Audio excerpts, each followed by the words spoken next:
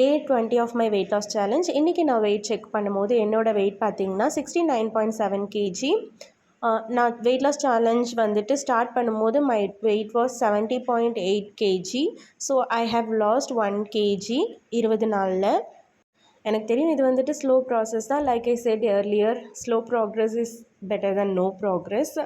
இன்றைக்கி பார்த்திங்கன்னா நான் 20 மினிட்ஸ் ஜும்பா ஒர்க் அவுட் பண்ணேன். 3000 ஸ்டெப்ஸ் வாக்கிங் போனேன்.